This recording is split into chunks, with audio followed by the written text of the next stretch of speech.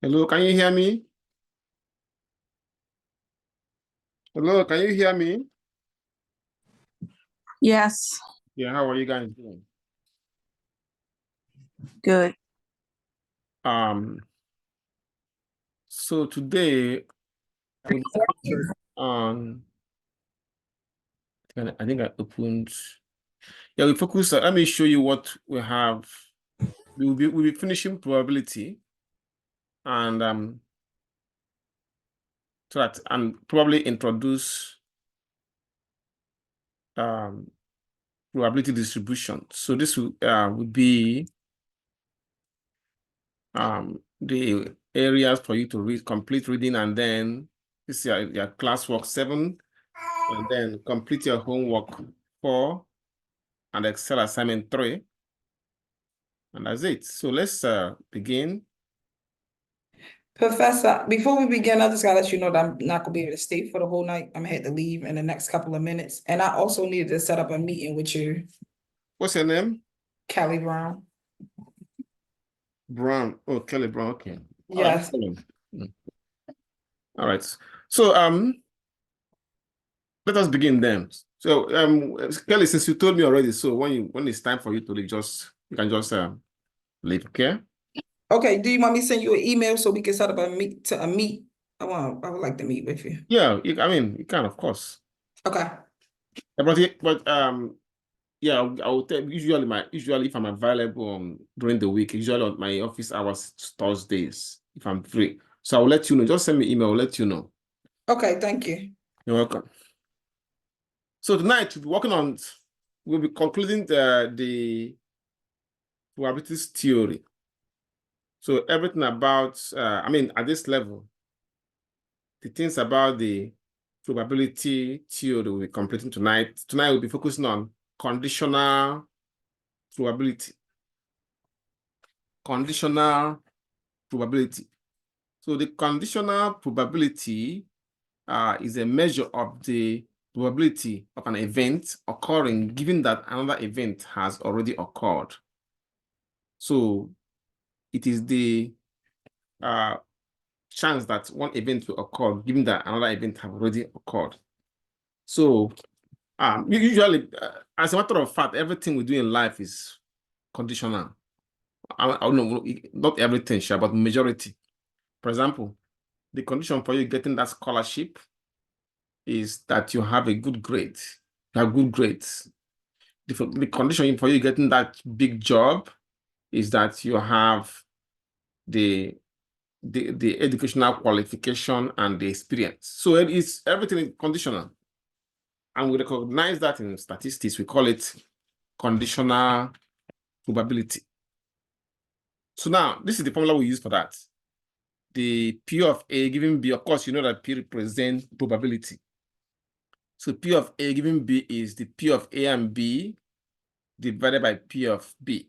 Again, P represents probability. Yeah. Now, this forward slash symbol represents given that. That's what it means. It means given that. Now, let's see if we can. Let's try this example with it. It says, the test results for marijuana use is presented in the table below. The table is about does result from test for marijuana use. It says, does the subject actually use marijuana? Yes and no for the subject. and for the result, positive result and negative result. You can see all the numbers. So if you add these numbers, you can see that they have the all total to, I mean, for this row, 143, for this row, 157, and the total for all of them is 300. Now it says choose one subject at random. Find the following probabilities. The subject tested positive, given that he or she actually uses marijuana. The subject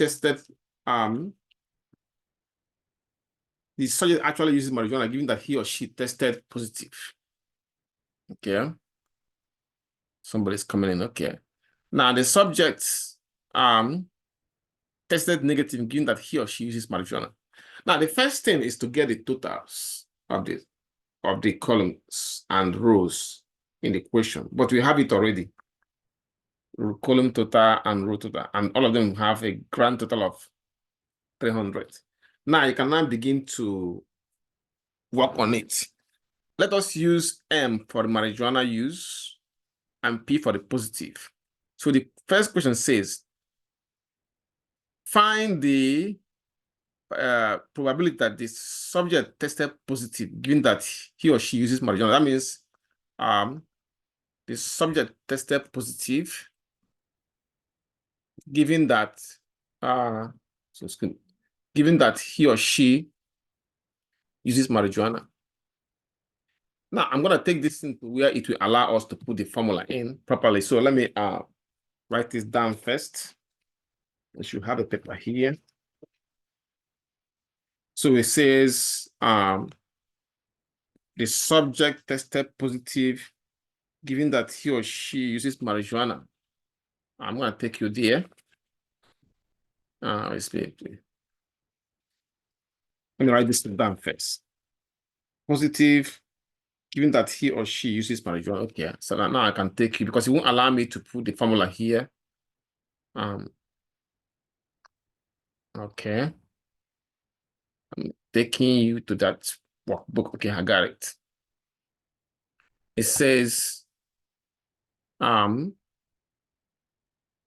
insert this. I'm gonna move this up a little bit. Okay. Shall I move it? Let me move it down because it's blocking the view. Formula here. Okay, making sure. I'm sorry, Professor. Does P equal both probability and positive in P this equal question? probability. Oh, I use P generally equal probability, but what we're looking for in this case, okay, give me 1 minute. What we're looking for is this case is that, say, look, this. If you look at here, it says, yeah, P equals positive equals P and probability equals P. yeah, So the what is this? Probability times. the P that is outside is for the probability. Okay. The P that's inside is for the positive. Okay. Thank you. You're welcome. So we have this P. I'm gonna make it to look big because this page needed to be make it 18. Good, that's better. Probability of the computer is just misbehaving tonight, okay? The P of P, given that it uses marijuana, right? Okay. I can see why. So I'm gonna apply this. Positive, given that they uses marijuana, okay? Equals, we can now apply the formula. Probability, I use number of points in positive and marijuana,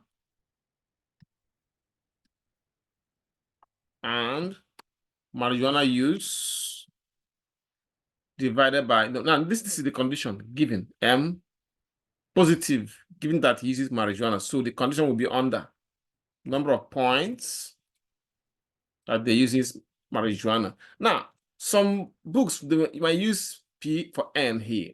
That means you gotta calculate P and then, but making it easy, I'm just using N, P and M equal. So this is be our formula right here. Positive and marijuana use divided by marijuana. So it's tested positive given that he uses marijuana. Okay. So you can see that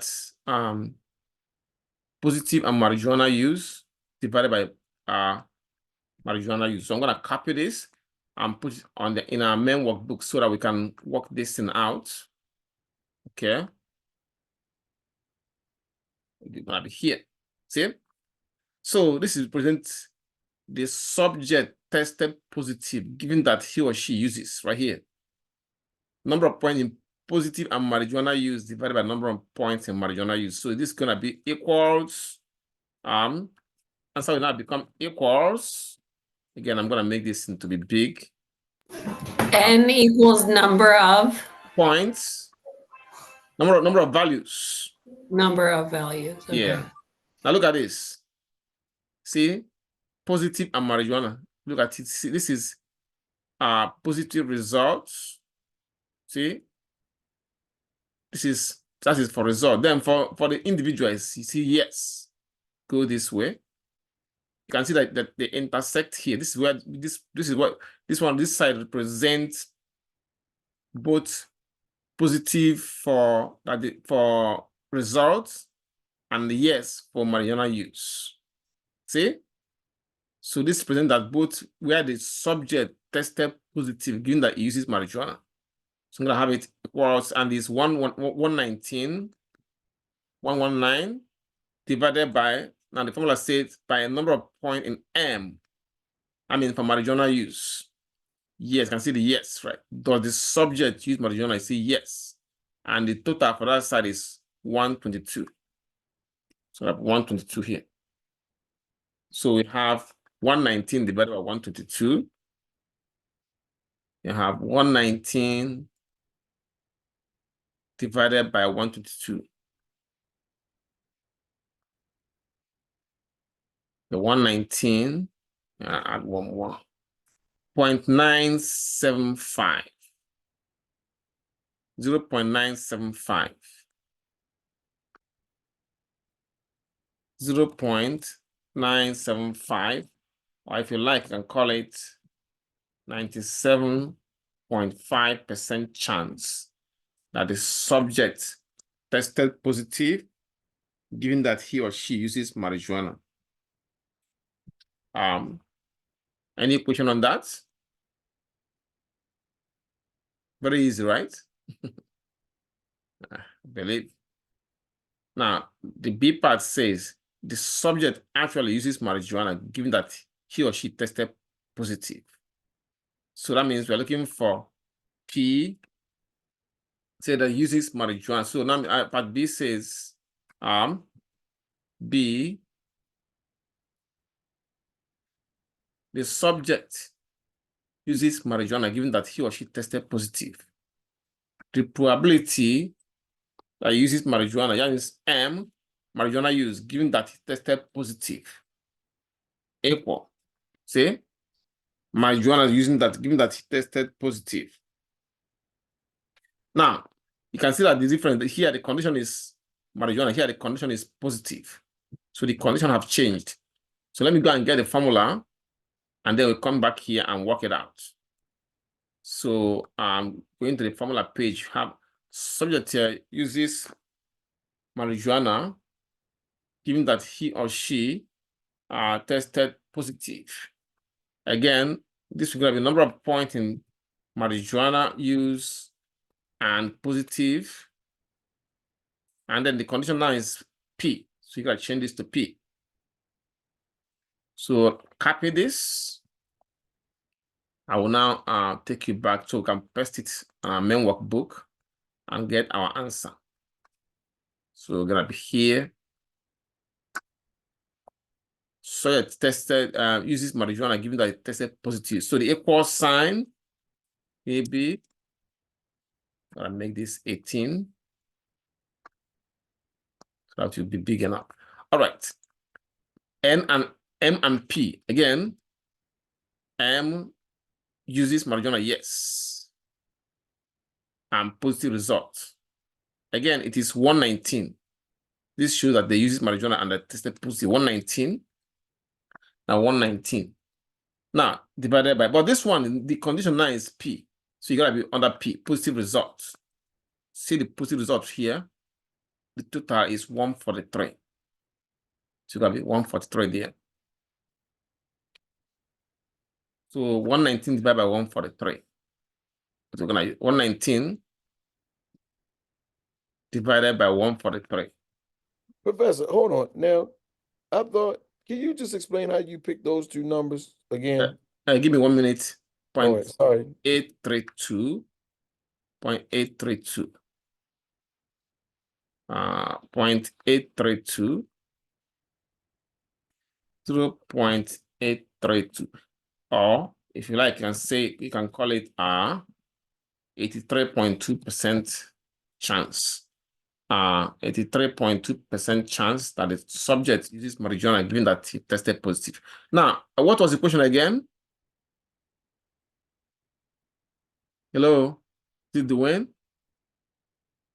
Hello? Yes, sir. I was on mute, The sorry. second number is the total of the positive category. You mean the second, this one? Yes, Okay, then M and P, right? right. Go to the table. See, does the subject uses marijuana? This is your M, right? Yes, it's for M. Yes. See? Then P, positive result. Go this way. I see that they intersect here, right? See, I thought you was going to use the 122. 122 is for only does the M, which means does the subject uses marijuana. It doesn't include it includes it, but we're looking for only for the where we have positive result and uses marijuana only. It includes other things. 122, Okay, yeah. got you. So the one but the one at the bottom will include this one will be this total because it is conditioned on M, which is the And then, total of okay, both. Yeah, okay. because the 3 has the negative. Okay, got you. Mhm. Well, not negative, but it has, it only has It's three negative negative. result, yeah. Right. Yeah. Now, the other one is part C, says the subject tested negative, given that he or she uses.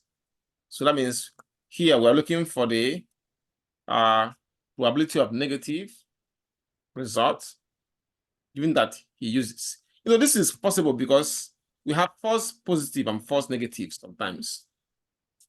So this is probability of negative result, given that they use this.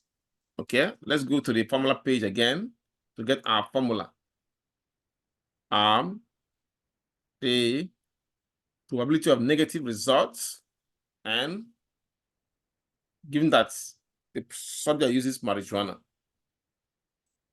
So you gotta be N and M, and M divided by M. Okay, so I'm gonna copy this, paste it in our main workbook so we can figure out our answers. So I'm gonna put it right here. So I'm gonna put equal sign, make it up to 18. Okay. Now here we're looking at the subjects. You see N and M, you can see the negative right here. Negative is right here, no. All the way down, given that they use marijuana. Sorry, this is marijuana use. This is negative right here, negative result. See, negative, given that they use, yes, that they use, but they tested negative. It's 3.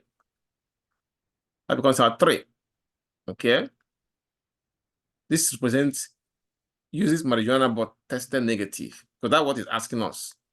That they tested negative given that they use.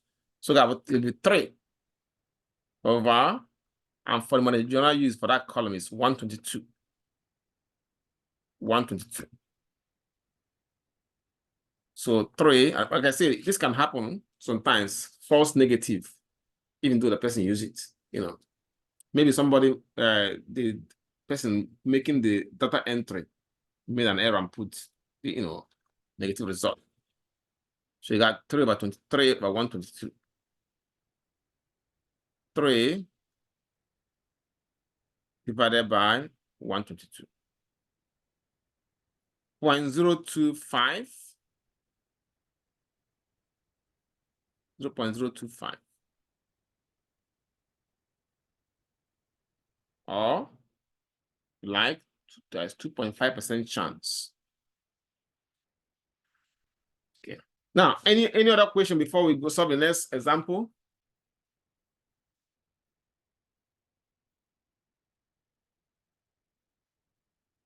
Okay, no question. Good. Now let's look at the next example on conditional probability. It says here that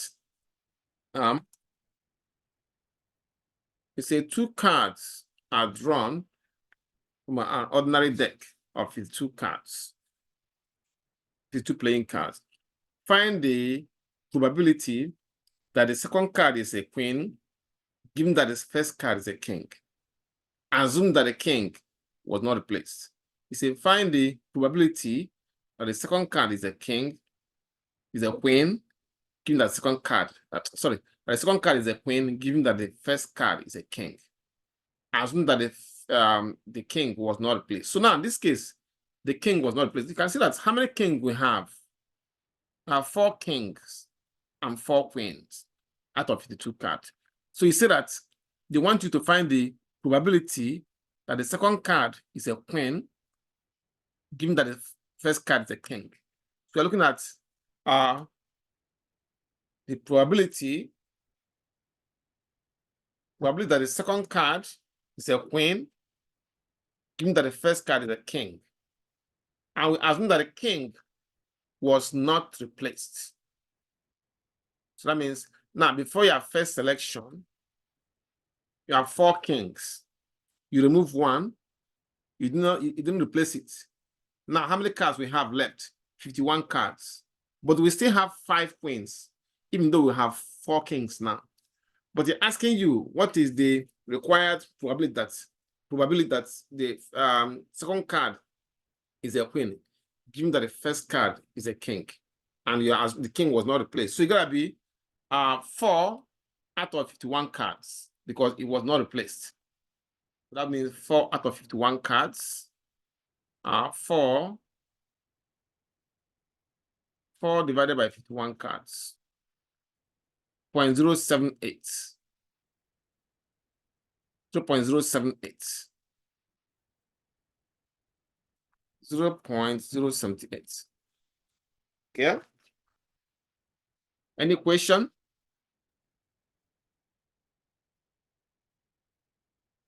Yeah. Excellent. Excellent. Now, since there's no question, we can proceed to the next, which is the probability of at least one probabilities. For that, we use the complement rule. First, get the probability of the complement and then subtract it from 1 to get at least 1 probability. What does that mean?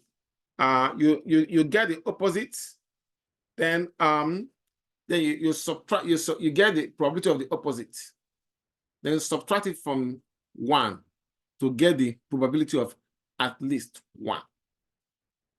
Okay. Somebody's coming in. Let me bring it in. Sean Hicks. Okay, let me try it again. Yeah. Now let's do it. It says, a game. Before we start, remember we are using this complement rule. Probability of the at least 1. I use E to represent that. Equals 1 minus the probability of the opposite, which is the complement. So a game is played by drawing 4 cards from an ordinary deck and replacing each card after it is drawn. Find the probability of winning if at least 1 ace is drawn. Now, if you look at this problem, you win if you got an ace. But he said a game is you have to draw. This game is played by drawing 4 cards. So I'm gonna use A to present at least 1 ace is drawn. I'm gonna use A complement, means no ace is drawn. So I'm gonna find the probability of the complement first, then subtract it from 1 to get at least one. So let's find the complement first. Now, if you these are Drawn by who? Wait, I'm sorry. Who drew the ace? Me or someone else? anybody, it's a game they are playing. So a game is played by drawing 4 cards from ordinary deck. So you win if you whoever the drawing it wins if there's an ace in those 4 cards. And they say what is the probability of winning if at least one ace is drawn. So I'm going to find the probability of that no ace was drawn. Then subtract it from 1 to get at least one ace. So no ace was drawn is A complement. A complement will be, let me just get it from here. But I don't understand it because I don't understand how you can know the probability of winning if you don't know the game. Well, this is the game of cards. You know what a card is, right? Right, Miss Elliott? You know what a card is? Yeah, yes, but depending on the rules. Now look at the game here. Look at the game here. He said that the game is played by drawing 4 cards from an ordinary deck and replacing the card after it is drawn. So find the probability of winning if at least one ace. So you win when you draw an ace from those 4 cards. So this is the explanation of the game right here in front of you. How to win is to get an ace. Yes. Okay. So now I will have so let's find no ace first. Now if this is the card are not replaced and there are only 4 aces. If you remove 4 aces, how many cards are left from 52 cards? You're gonna be 48. Am I right? 52 minus 4 will be 48 cards. So that the probability of no ace will be 48 divided by 52. 52 cards, right? Because it says here that and replacing the card after it is drawn. So, but now you have 4 aces removed, right? So that means because you're gonna be 4 times, you have 4 chances for getting those aces. So raise to the power 4. Raise to the power 4. Because like I say, the card was removed, drawn 4 times, raised to the power 4. So that is give you this will give you the probability that there's no ace. Because you remove the first card, remove the second card, remove the third card, remove the fourth. So that means raised to the power 4. So 48 over 52 raised to the power 4. 48 divided by 52. Okay. Raised to the power 4 gives you 0.726. 0.726. See? So this is the probability that there's no ace was drawn. Now, the probability of getting at least one ace, that means P of one ace, at least one ace A, will be equal to 1 minus probability of no ace. Okay? So of course, this is the no, that is complement. So which means 1 minus. Now, the probability of no ace, we got it here as 0.726. So that means 1 minus 0.726. And that gives us the answer we are looking for. So I'm going to write this down. 1 minus 0.726. So 1 minus, okay, 1 minus 0.726, 0.274, 0.274, 0.274. So that the required probability of that at least one ace is 0.274. So So again, you just find the opposite probability, then subtract it from 1 to get the at least 1 probably answer. I'm going to solve another one. If there's any question, I will solve another one of this type. Any question? Okay. All right. So let's try another one then. Say a coin is tossed 5 times. Find the probability of getting at least 1 tail. Now, you know that for a coin has 2 sides, head or tail. So both of them have 50-50 chance. Now, it says find the probability of getting at least 1 tail. The probability of getting at least 1 tail. Now, find the probability of getting no tail. Then subtract it from 1 to get the probability of getting at least 1 tail. So let's find no tail. P of no tail. Okay. I'm going to make this into 18, make it 18. P of no tail. That is TC. Yeah, complement of no tail will be 1 over 5. Sorry, 1 over 2. Because for a coin, it is 1 out of 2 chances. But it was tossed 5 times. So you're gonna be 1 over 2 raised to the power 5.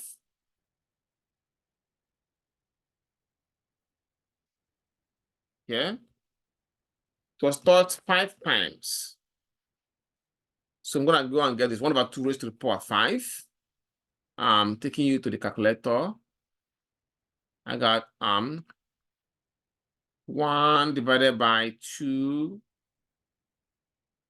raised to the power 5. Write it down. 0.031.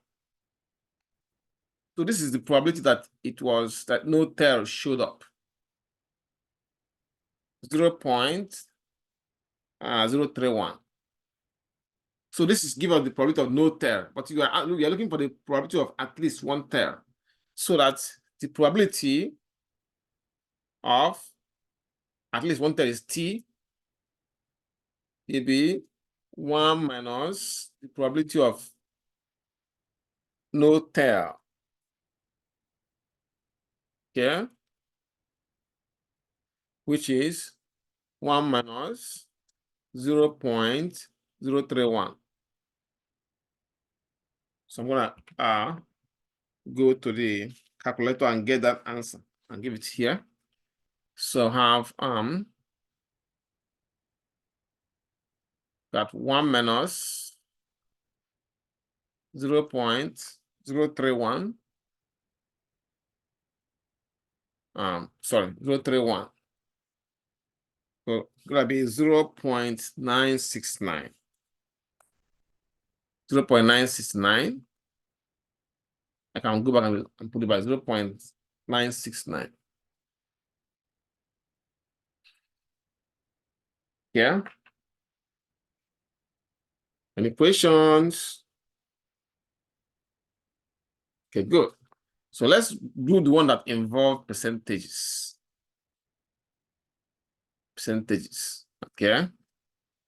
You see here, you can see the Netwear Association of America reported that 3% of ties sold in the United States are bow ties. 3% are bow ties. If 5 customers who purchased a tie are randomly selected, find the probability that at least 1 purchased a bow tie. At least 1 purchased a bow tie. Again, find the probability that none of them purchased a bow tie, right? So find the probability that no bow tie was purchased. Okay. Now, let's use B complement to represent no bow tie was purchased, and B to mean at least 1 bow tie was purchased. So I'm going to make this 18. Now, the probability of no bow tie, that means P of BC, I'm going to get it from here. that probability of that no bow tie was purchased will be P of BC. Okay. Will be, now it says here that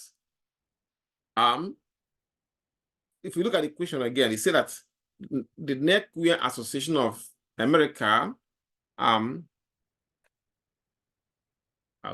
have people waiting? No, okay, everybody's here. Okay. All right. So that 3% of both of ties sold in the United States are bow ties. So how many of them are not bow tie? You're gonna be 97% because 100%, see, 100%, excuse me, minus 3% is 97%. So what we have is here will be 97%. We are not bow ties, right? I mean, so we're looking for 0.97. But since they are, he said that if 5 customers bought a tie, so that means raised to the power of 5. Okay, raised to the power of 5. Say 5 customers bought it. Okay. So how many what find the probability that at least one of them is purchased a bow tie? I mean, for 97 to the power of 5 means that they didn't purchase a bow tie. They did not. So that means at the complement. With that, we can now answer at least one bow tie. So 0.97 raised to the power of 5, 0.97 raised to the power of 5 is 0.859, 0.859. Okay. So I'm gonna go there and put it 0.859. So now we can now answer the question that says find the probability that at least one of them, one bow tie was purchased. The required probability becomes PB equals 1 minus 1 minus the probability of no bow ties. Okay, BC. Okay, I'm gonna correct this. Yeah. So now gonna be 1 minus 0.859. So 1 minus that, I'm gonna get it from the calculator. 1 minus 0.859. 0.141. 0.141. 0.141, or you can say that is 14.1% chance that at least one bow tie was purchased by those customers. These five customers. Okay. Somebody's coming in now. Let me see. I somebody here before. Any question on this one? You can ask.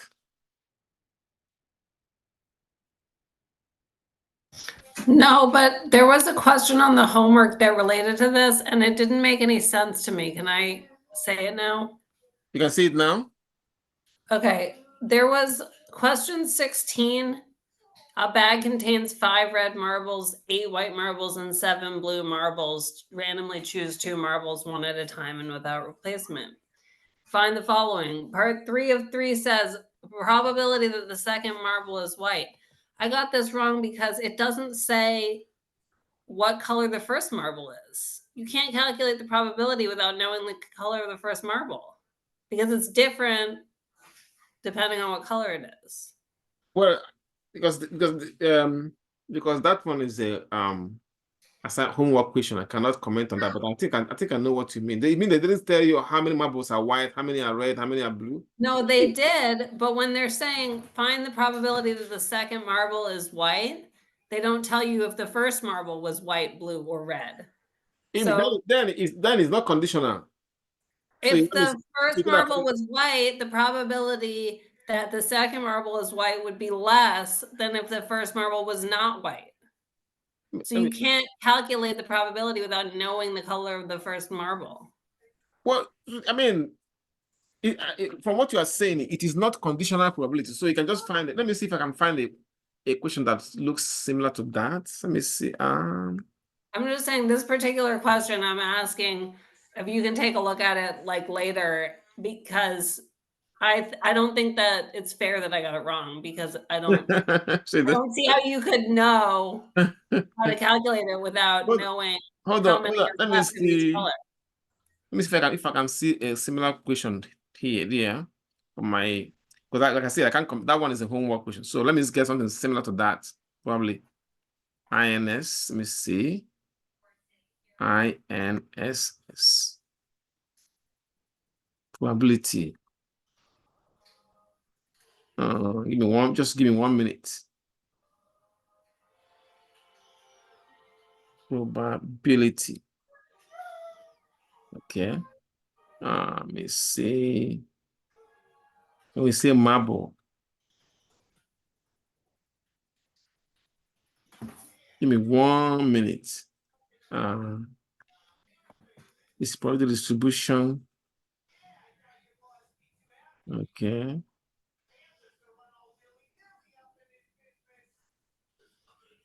Probability. All right, let's.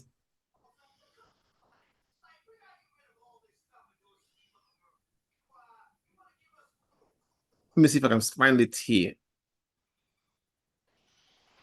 I'm not sure, but I will check it. Because like the first part of that question is find the probability of the color of the first marble. The first marble is red and the second is blue. Okay, that's fine. You can calculate that. I got that part right because I know what we're looking for the first marble. But you can't calculate the color of the second marble without knowing the color of the first marble. I think that thing is multiplication rule that you might use. You must do multiplication rule. Okay, let me see. I will find out. I'm trying to see if I can find where I solve something similar to that. Give me this is for, okay, it might be here.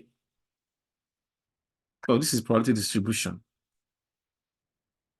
Why is probability handouts? Okay, give me 1 minute. This is probability, this is distribution.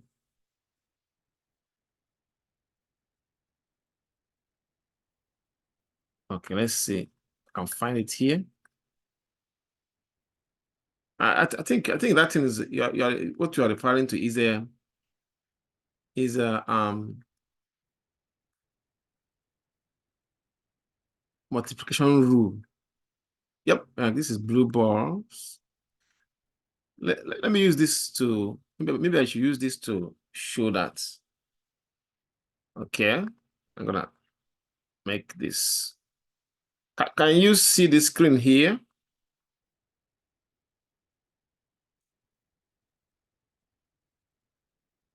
I'm gonna copy this question so I can paste it somewhere and solve it. Okay, Control C. I'm gonna take it to our book here. I'm muted. I'm sorry. This is the thing that's different about this one. In both cases where it mentions the second ball, it is already saying what color the first ball would be. Selecting a blue ball and then a white ball, selecting a red ball and then a blue ball. But it's not saying what is the probability that the second ball is white without knowing the color of the first ball? I close something. Give me 1 minute. How about this one I have on the screen? So that one is not. See that the one. How about this one on the screen? Can you see this one? I'm trying to screenshot mine. Hold on. So I want you to see it. Yeah, that one is I'll okay. send Let me it to see. you. Let me see. But I cannot tell you because that one is homework question. So I chose this separate. But this one, it is possible to solve. It's not the same because can you calculate? Okay, then calculate, for instance, for this problem. You know The what? probability that the what second happened there? one. You know what happened, Miss Elliott? Yeah. Type that question, send it, email it to me. I will use it to make my own question, then solve it and email it back to you. Okay, because I'm just saying you could even do it right now with say find the probability that the second ball is blue. No, I can't tell you because like I said, I have to use something else different to make it. Yeah, using this one. Find the probability that the second ball is blue. I don't have it on the screen. So this one. this Out one of here? 3 red balls, 2 blue You mean balls. this one here on the screen here? Mm-hmm. You mean this one? Yes, but find the probability that the second ball is blue without calculating the first ball. So are you talking about part A or part B? I'm making up my own question. That's the same question as the other one. But for see, this. I cannot go by. I have to have my complete. I can't go by your own question. I'll look at the one. Send it to me. I'll read it and then generate a question that is complete. Then I'll solve it and email it back to you. So so let me remove this one since you said that it's not this one. So I'm gonna remove this one. Okay. Yeah, homework question. I have to look at it then because I want you to figure those ones out by yourself. But I can solve something similar to that. Okay, I'll send it to you. Now, let us move on since we have finished conditional. So this one, Bayes' theorem. At this level, at your level, we're not gonna do Bayes' theorem. So I'm gonna go to next in counting rules. So that would be the rounding up of this chapter. The counting rules. Okay, counting rules. We have the fundamental counting rule. The permutation and combination. We'll be looking at these 3 things tonight. Now the fundamental counting rule says, as you can see from the screen, it says that, excuse me, let me bring some water.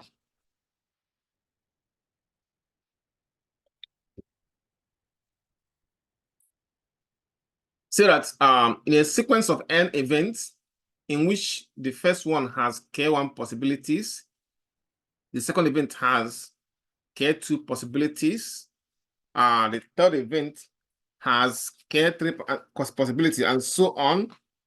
That means that the number of possibilities for that event will be, for those events will be k1 times k2 times k3 times kn. So this one is very straightforward. I'll show you the reason why I say that. Look at this. He said a coin is tossed and a dice is rolled. Find the number of outcomes for the sequence of events. For a coin has 2 sides, right? So K1 is 2. For the dice has 6 sides, so K2 is 6. And the question was find the number of outcomes for the sequence. So number of outcomes will be K1 times K2, which means 2 times 6, which will give us 12 outcomes. Very easy. 12 outcomes. Any question on this one? It's easy, right? Okay. All right. No the first one always makes sense. Is once you get to the second one. Yeah, I mean the first one will be simple. Second one, they add a little bit challenge to it. Make it a little bit challenging. That's the essence. so that you can figure out. See, many of these math classes you take in college. So, well, I mean, some people might say that yeah, they're never going to use it. Well, you might still use it if you are in a managerial position. You might need them, or that doesn't mean that you're going to be solving them. No, but you'll be using systems, software that work on that. All right. Not only that, they make you. If you can pass on any of these classes, that means you will graduate. I mean, so you can, you can get involved with critical thinking very well if you can figure some of these classes out. What grade you got to have to pass this class? What do you mean, Dwayne? We haven't even have you taken our first? Oh, we took our first exam. Of course, passing is C now, right, Mr. Dwayne? Passing is C everywhere. Help me, Holy Ghost. I thought you were doing good.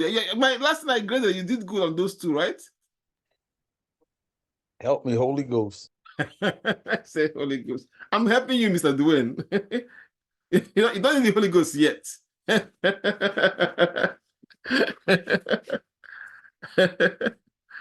All right, let's look at this one. You see, when the time for Holy Ghost come, we will know. Not yet.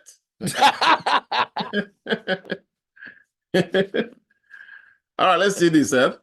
Number 23 says a paint manufacturer wishes to make several different paints. The categories are like as follows: color, red, blue, white, black, green, brown, yellow. Type, you got latex and oil. Texture, flat, semi-gloss, high class.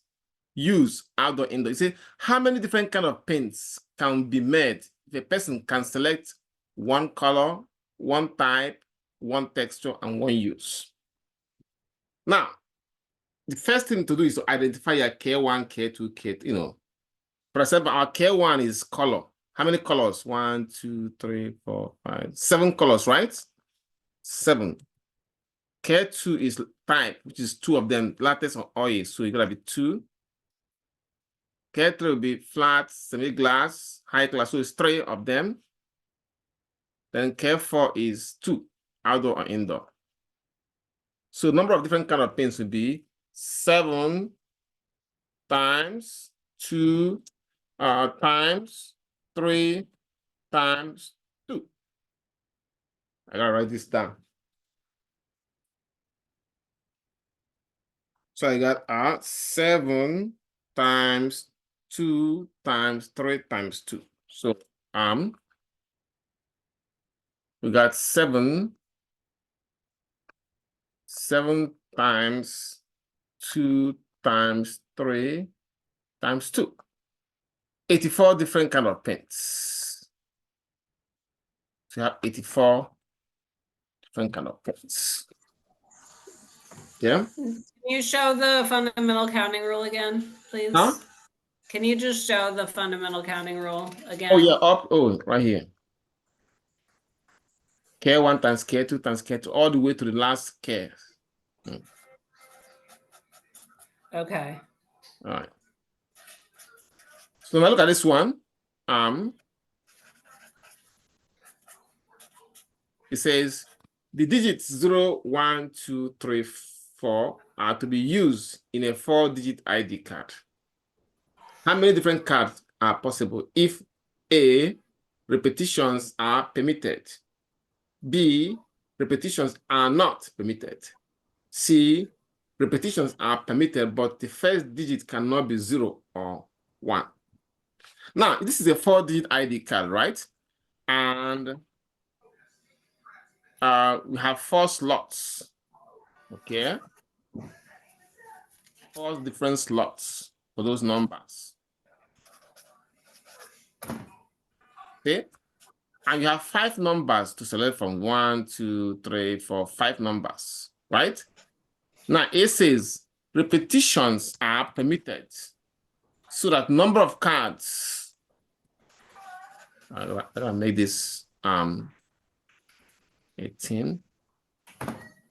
And let's put number of cards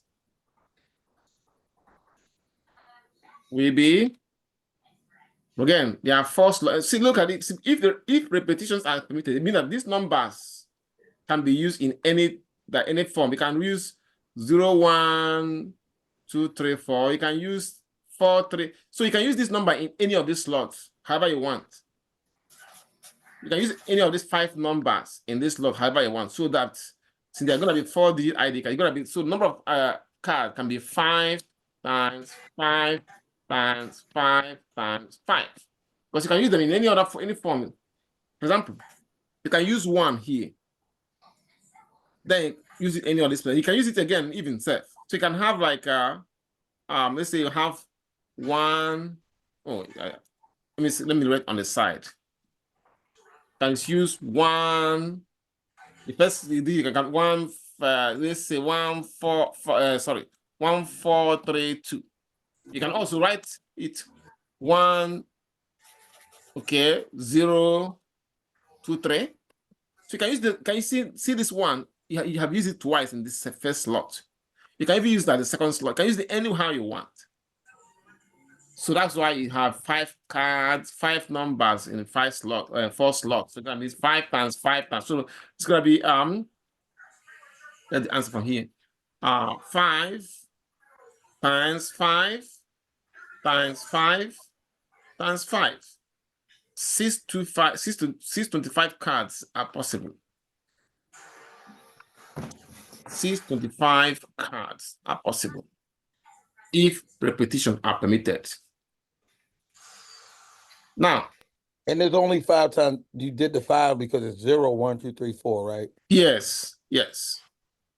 Now, if a repetition are not permitted, that means if you use 1 here, you cannot use 1 again in this. That means, for example, let's say I use 1 4 3 2. That means I have used 1 on this slot, this first slot. So I cannot use 1 in this slot again, even though I can use it in any of the slots. So you are limited. If I use 4 in here, that means I cannot use 4 here anymore, even though I can use it in any other slots. So you can see that limitation. So that means limitation keep going down. In that case, we have that the number of cards that we are looking for will be 5 times 4 times 4 times 3 times 2. Because once you use it in one place, you can't use it in that place again. It keeps going down. So it's gonna be 5 times 4 is 20. 20 times 3 is 60. 60 times 2 is 120 cards is possible. Yeah. Now, here's the one that is tricky one. It says repetitions are permitted, but the first digit cannot be a 0 or 1. That means number that will be here, that first slot cannot be a 0 or 1. So there's a limitation in the first digit. See?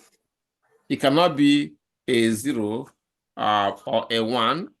So that means you have, out of the 5 numbers, you have only 3 numbers left for the first digit. See? But the other digits can be anywhere. So that means 3 times 5 times 5 times 5. So taking you to this calculator, I have 3 here. Excuse me.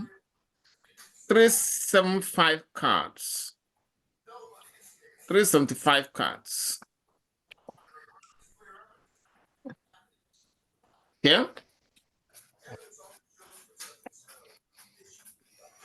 Any question? Good, excellent. Now let's look at, now you can look at permutation and combination. I'm sure you must have heard of this word. Well, permutation simply means the arrangement of objects in a specific order. For example, you select the president before you select the vice president. So there's a specific order. Yeah. So for permutation, we're using this formula. MPX equals n factorial divided by n minus x factorial. Then for combination, is the arrangement of n object in any specific order. If you remember the lottery, when they are getting Powerball, when they're showing on TV, any number can come out in any order. Am I right? That one is permutation. So that now since you're not mass measures, so I'm not gonna bother you with how to get this formula. So I'm gonna show you how you can get it from the calculator. Okay. But we're gonna be using this one eventually for binomial. Before I do that, I want you to understand what is called factorial notation. You can see the formula here, but I'm going to show you with two example. Now, in English language, you know that this symbol represents exclamation mark, right? Am I right? But in math, it represents factorial.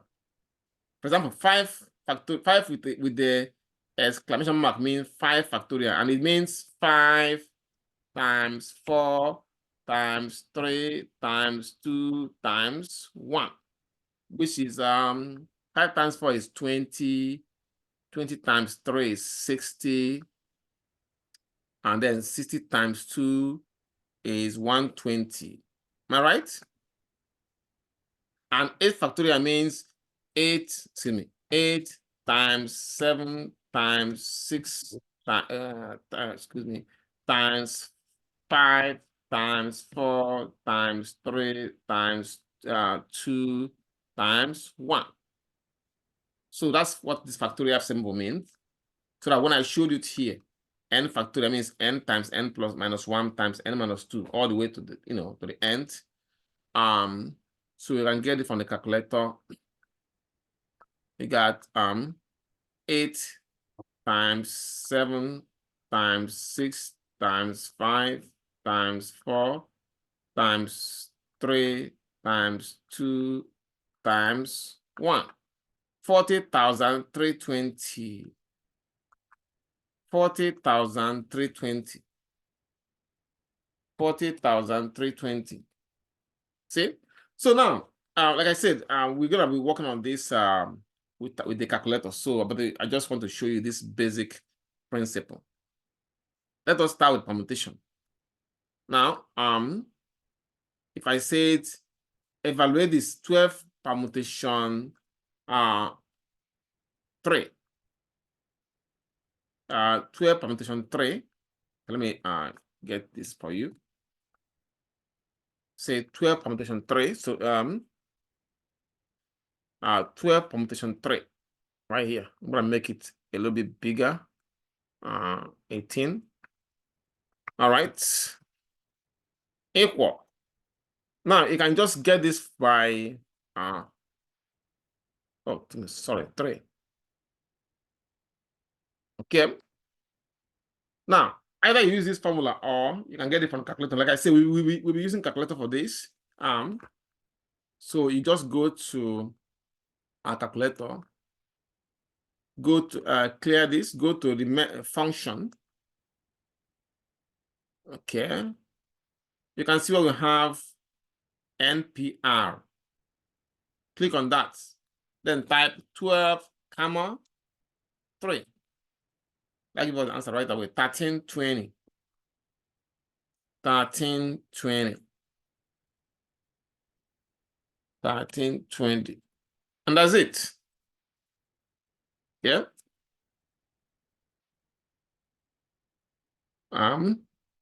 Otherwise, if you want to solve it the way with this formula, NP3, you're gonna be I don't know if I have the let me see. Okay, I can use draw, and maybe I'll use draw. So you're gonna be 12 factorial divided by 12 minus 3 factorial. See? Which is 12 factorial. Then you can get it from the calculator. Okay. From the calculator, we have 12 factorial. Okay, I can get 12 factorial it give me this number, very large number. We write it down. Once you get it, this number, you come here and write it here. Then divided by 12 minus 3. 12 minus 3 is 9, right? So you can go and get 9 factorial as well. 9 factorial. 9, okay, factorial. You give me this. And then you go here and put it under, you know. See, whatever answer, right answer, the right one for the top, divide it, and you get this answer here. Okay? So now, like I said, you don't have to worry about it, just use the calculator. And then let's see the application of this. It says here, a TV director wishes to use 3 news stories on an evening show. One story will be the local lead story. One will be the second story. And the last will be the closing story. If the director has a total of 8 stories to choose from, how many possible ways can the program be set up? Now, in this case, you can see that there's a specific order. One will be a lead story, the other one will be a second story, and then the other one will be the last. So there's a specific order, which means that we can use permutation. So how many stories does the director have to choose from? How many? Okay. 8. 8 of them, right? 8 stories. So that means that N is 8. And you have to choose 3 stories. One will be the lead story, one will be the second story, and the other one will be the last story. So S is 3. So that we're looking for 8 permutation 3. See? We're looking for 8 permutation 3 here. Okay. So that means we can get this from excuse me. I deleted by mistake. 8 permutation 3. Now we can now go to our calculator and find 8 permutation 3. Okay. Clear this, make it 8. Sorry, a mistake. Sorry. Okay, just type function. See MPR 8, 3. 336 ways. 336 ways.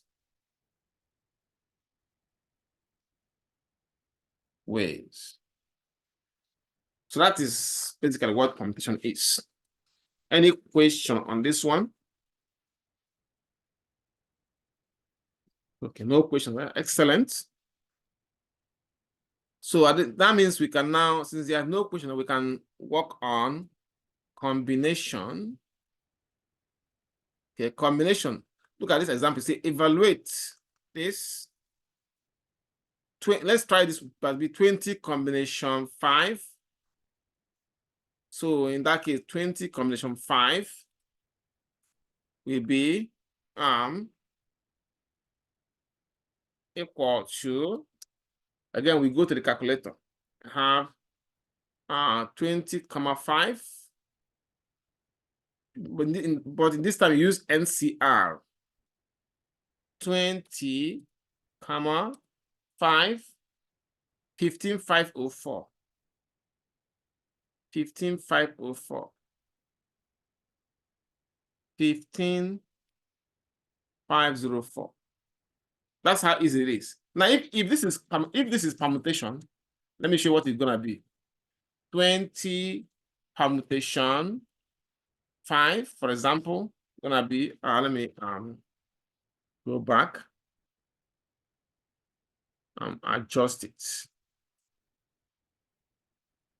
Okay.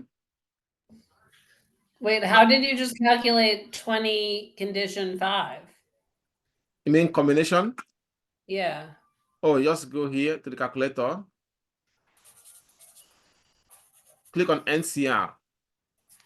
See that? Are you not going to explain the actual formula for this one? Oh, the formula. What's the formula? Do you want the actual formula? Yes. Okay. Is that what you mean? That one is something, is the same thing. Okay, let me put it, see if I can write with this. I'm not very good at writing with the mouse.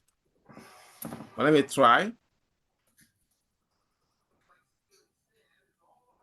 Okay, let me choose this. So you have 20. Let me see if it will allow me. Okay.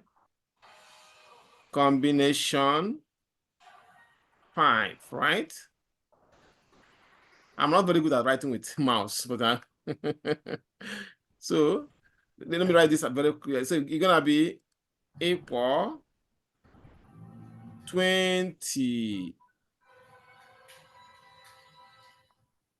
factorial over 5 factorial. Okay. Okay. Then parentheses 20 minus 5 factorial. So now, which give us 20 factorial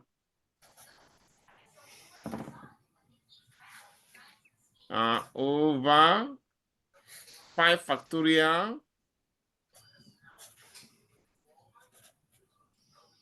times 20 minus 5 is 15 times 15 factorial.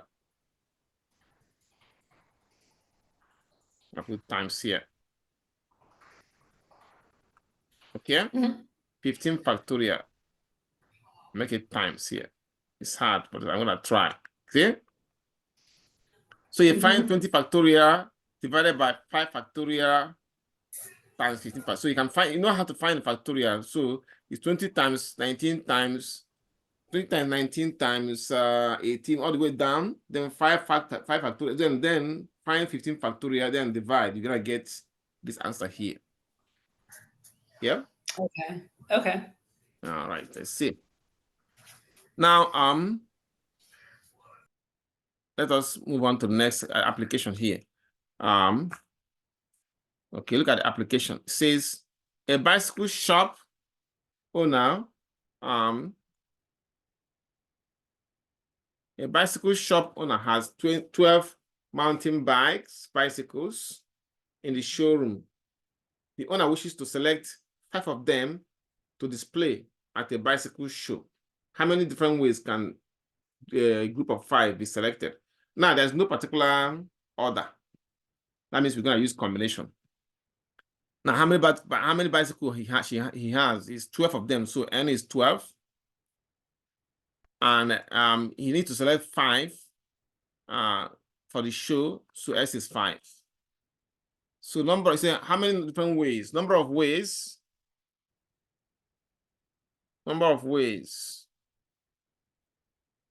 equals 12 combination 5. Okay, let me adjust this.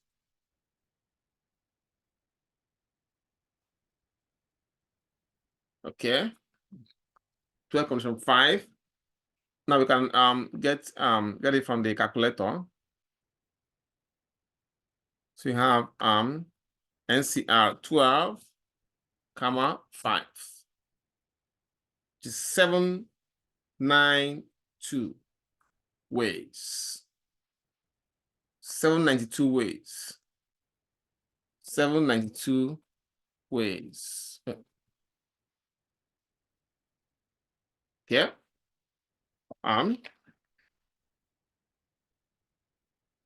So now, any question on this one? Okay, my pen dance paper. Okay.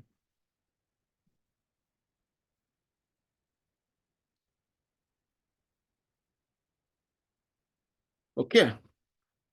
Now let's see. Next question says here, a committee in a club, there are 7 women and 5 men. A committee of 3 women and 2 men is to be chosen. How many different possibilities are there? Excuse me.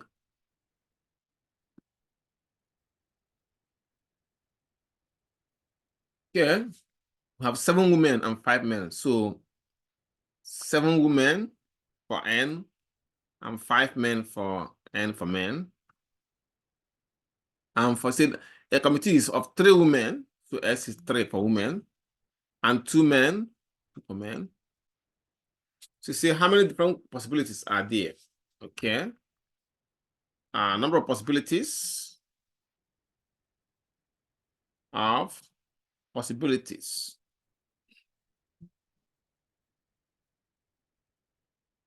Excuse me. Possibilities. Possibilities equals, now for men you have N 5 combination 2 time. For women you have 7 combination 3. And that will give you the answer. Okay. All right. So let's put it in. What I let me adjust this.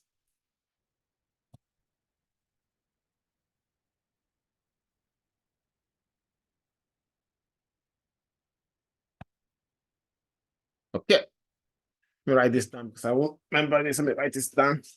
I got 5 combination 2 times 7 combination 3. So I have 5 combination 2 times 7 combination 3. So I'm going to scale. So I got comma 5. Oh, excuse me, my mistake. 5 comma 2. Okay. Times I got 7 comma 3. 350. 350. So it's like 350 right here. Okay. So any question on this one? Okay, so with this, we conclude the theory of probability. I mean, this is as far as we can go. The rest are just the rules. So I'm going to close this, and then we'll start from our next one, which is probability distribution. Okay. Let me open the file for that. So I want to introduce it, and then we can go from there. Let's see. The probability distributions. Okay, good. I'll close this. Make sure you are seeing it.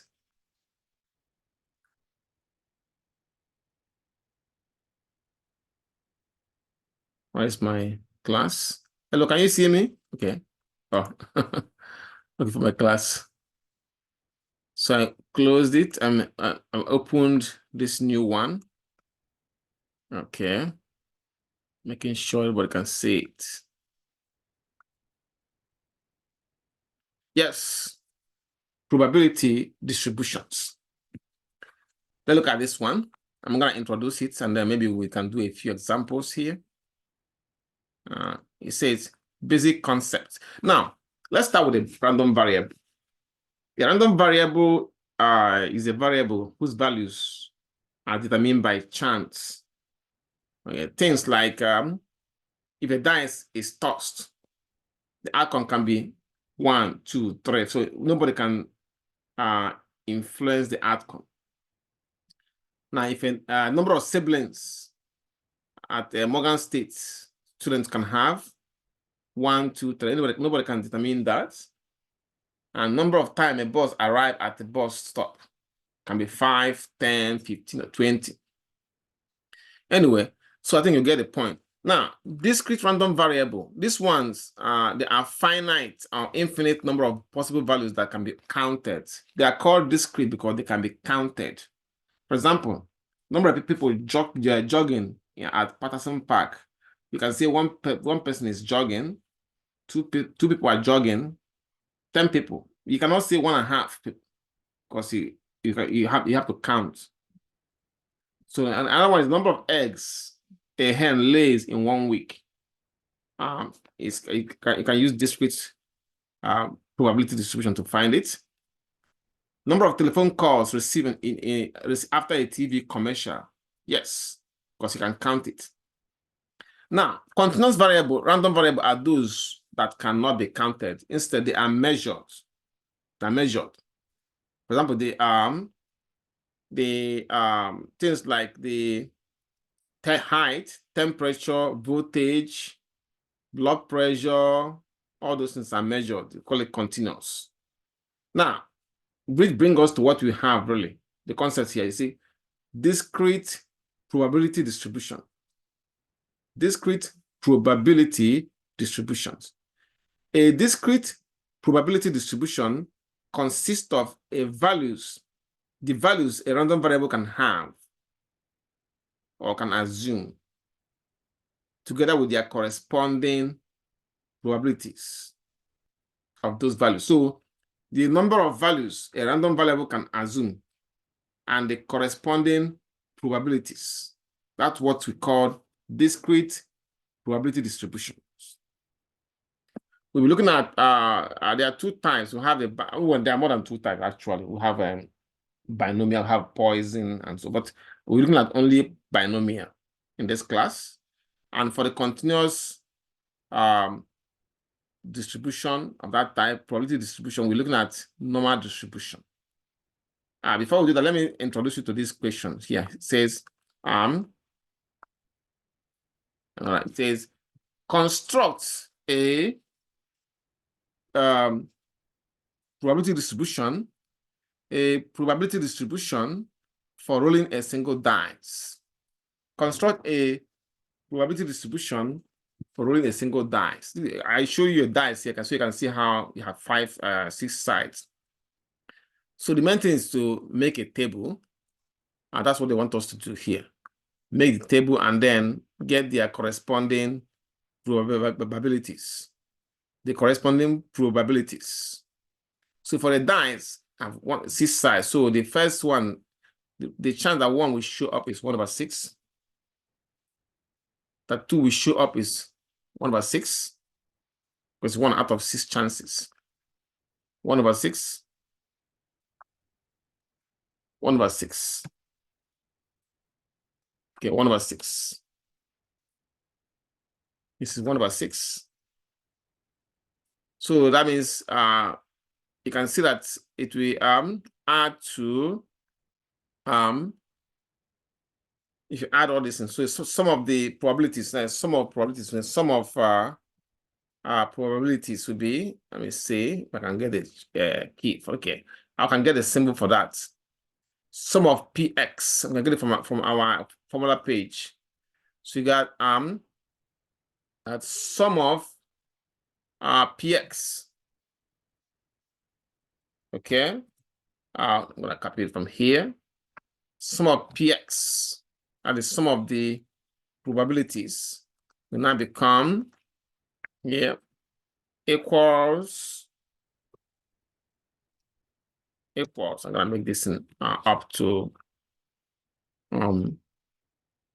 18. So it's gonna be 1/6 plus 1/6 plus 1/6 plus 1/6 plus 1/6. So how many of them? 1, 2, 3, 4, 5, 6. 1, 2, 3, 4, 5. What was 1/6? And that will give us 6/6, which is 1. So you can see 1 right here. I put 1. Okay. So that means the sum of the probabilities will give us 1. Okay. Any question on this one?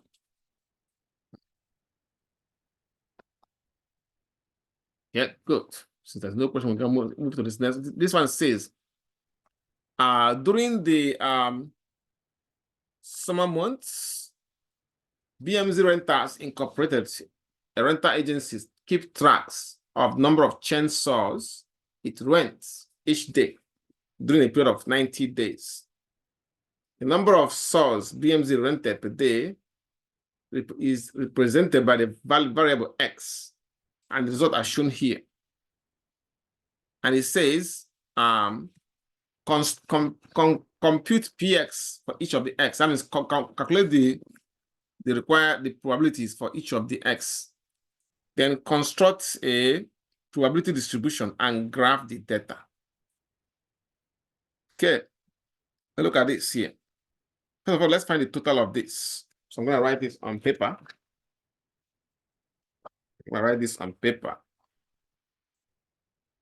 So I got 45 plus 30 plus 15. So I got 45 plus 30 plus 15. That's my calculator. Okay.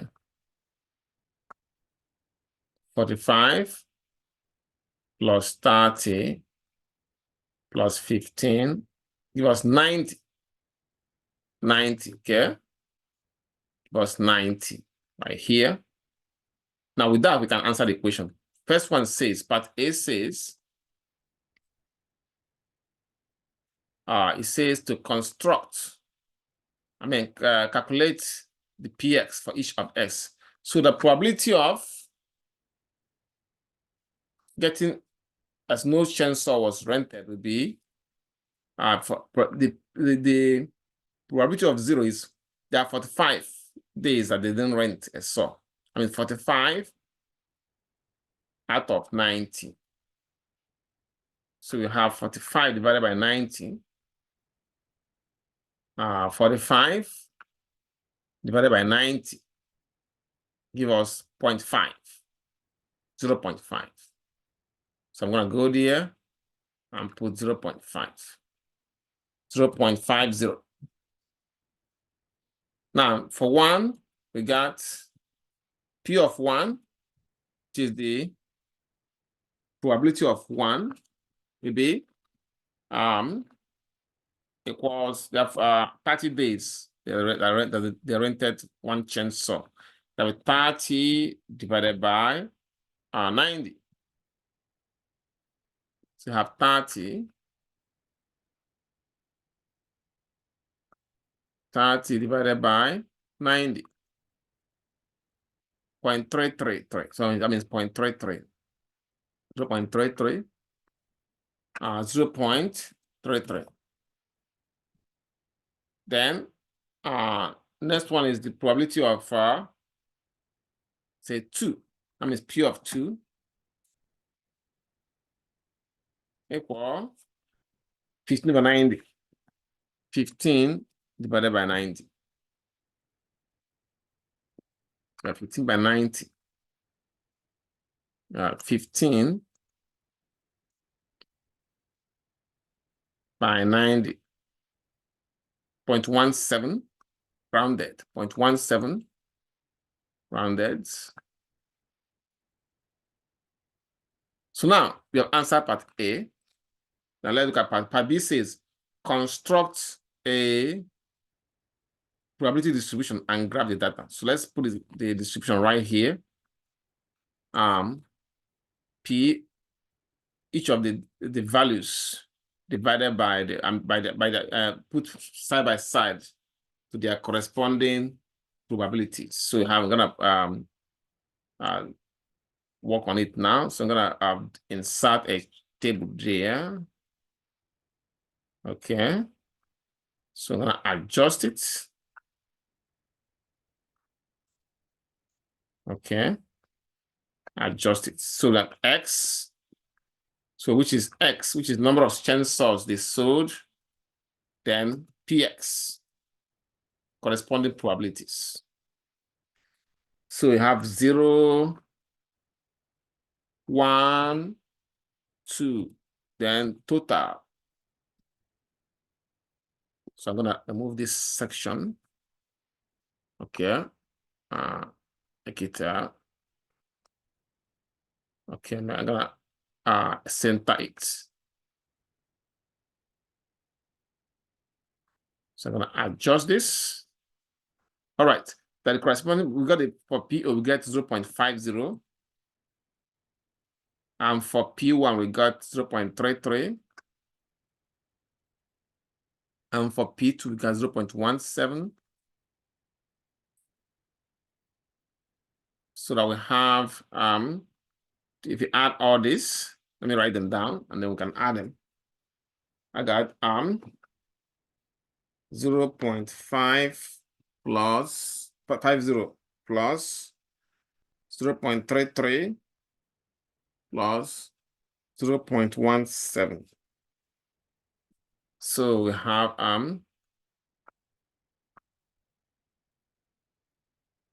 0.50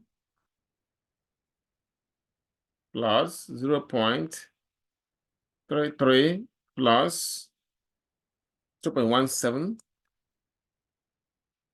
give me 1. So give me 1. So 1. Is it significant or random that it added up to 1? Yeah, I'll explain in a minute. There's a reason for that. I'll explain in a minute. Yeah. But for now, let us as a matter of fact, for a probability distribution, for it to be called a probability distribution, the individual probabilities must add to 1. If it's less than 1, then it's not. If it's bigger than 1, then it is not a probability distribution. That I will explain in a minute. So now the question says compute the PX. We did. I say construct a distribution of that. We have it here. This is the required probability distribution that they want us to do. And it's also say to graph the data. So we're gonna use these charts to graph our data. So to graph it, we need to make it went from 0, 0, 1, 2, right? And then it goes up from 0.1. Look at the first digit after the decimal point, 1 to 0.5. So you go okay, 0.1, go up a little bit. Okay, 0.1, 0.2, 2, 0.3,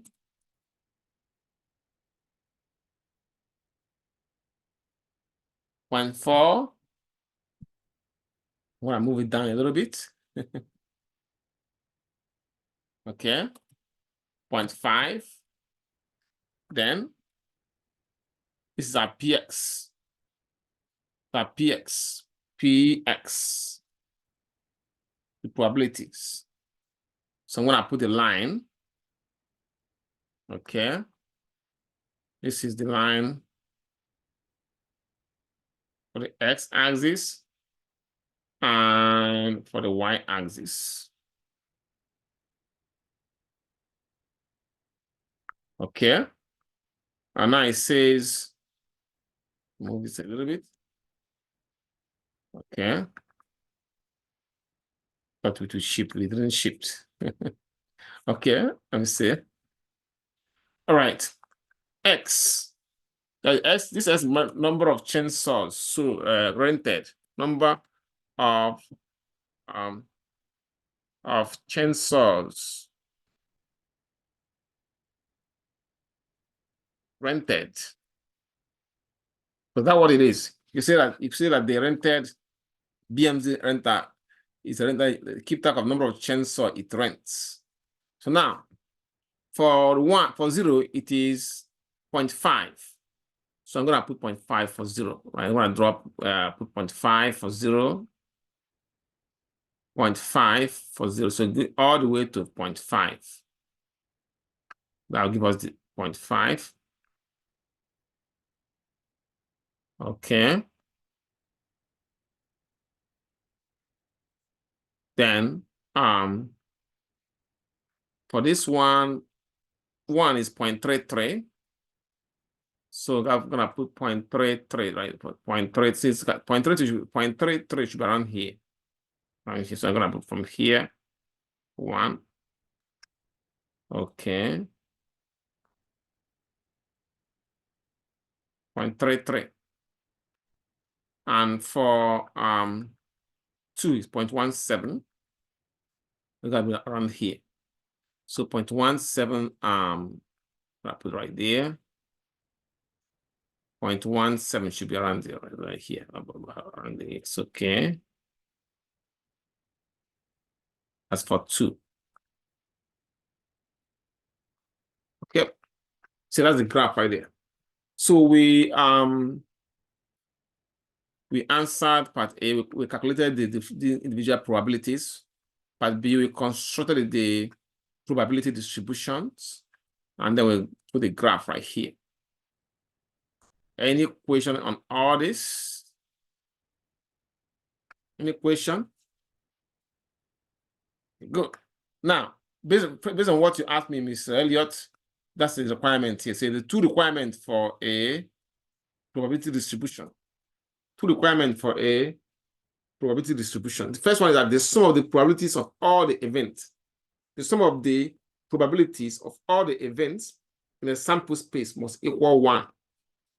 And if you check the first one, this one is 1, and the first one is also 1. When you add all the probabilities, you give you 1. That's the first requirement. Second requirement is this: the probability of each event, the probability of each event in the sample space must be between or equal to 0 and 1.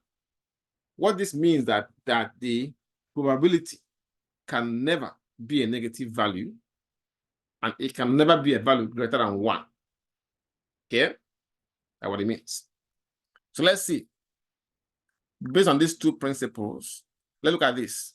It says determine whether each distribution is a probability distribution. Determine whether it is a probability distribution. Now, let us apply, for this one, let's apply the first principle, that the sum of the probabilities must equal 1. To have this first one, sum of px will be 1/5 plus 1/5 plus 1/5 plus 1/5 plus 1/5.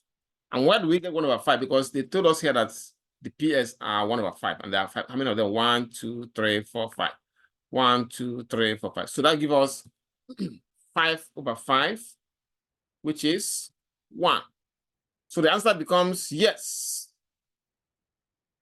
because the sum of the probabilities equals 1. So it is a probability distribution. It is a probability distribution. Any question on that? Excellent. Now this one is not, because you can see if here, 1 is negative. Negative. It cannot happen. Remember, the second principle says that the probabilities of the event can never be a negative number, and cannot be a number greater than 1. Here we have a negative probability here. Professor, Yep. in the first example, if you only showed 4 out of the 5 boxes, would it not be a probability distribution?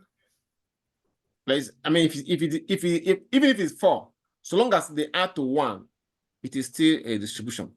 Okay, but if you show 1/5, 1/5, 1/5, 1/5. Yeah, 4 of them. Mm-hmm. That's gonna be 4/5. No, it's not. It won't be. It would not be. Okay. Yeah. Okay. Here is 1. So this one is not, because no. Okay, because one of the probability values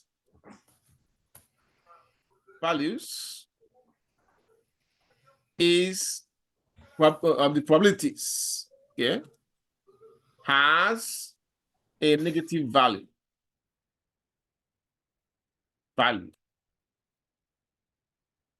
And another one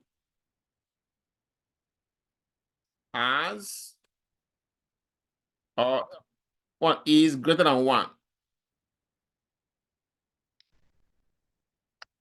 I mean, that is this one that has 1.5, so it's not. Okay, we're almost done. Next is this one.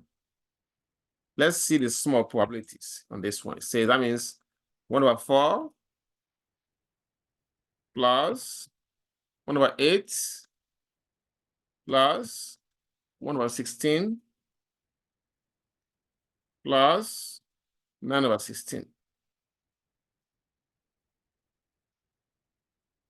So I'm gonna write this down so you can evaluate it. I got 1/4, 1/8, 1/16, 9/16.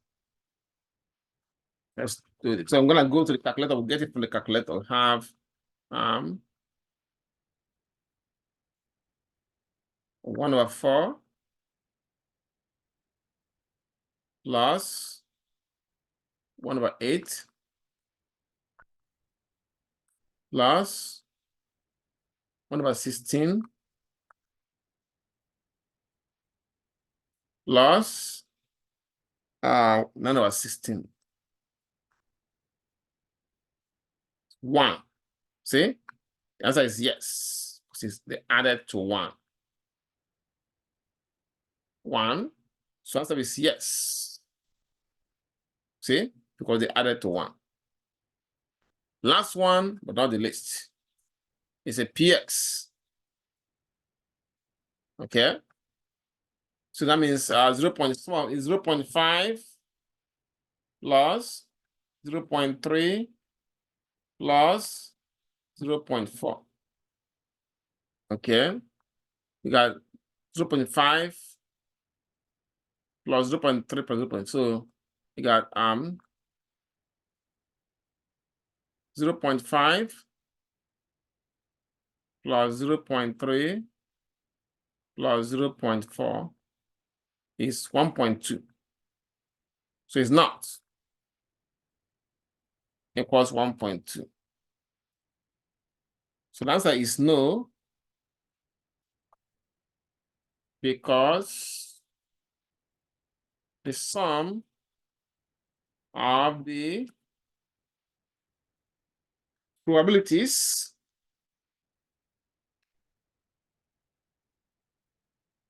is greater than 1. Okay? Any question on that one? All right, the last example we do for tonight will be this one here. Says determine the required missing value of B. Required missing value of B. So we have all this now, 0.41, 0.402, then B. They don't have anything here, and they have 0.35. So this is what they are asking you to find. So now, knowing that because they say that determine the required or missing value of B to make the distribution a discrete probability distribution.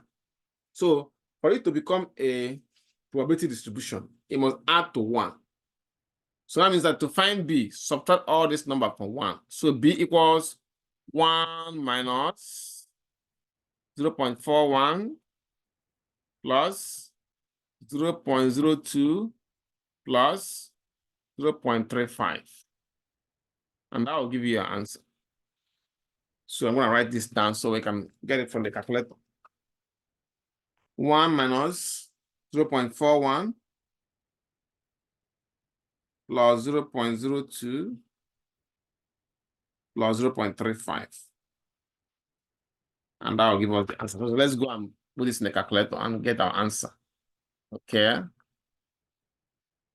So I got 1 minus 0.41 plus 0.02 plus 0.35. That was 0.22.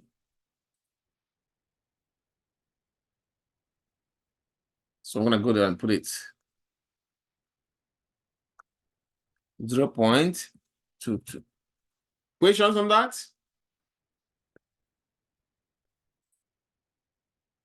All right. So there's no question. That concludes our class tonight. You go and do your homework. I'm gonna post the classwork now.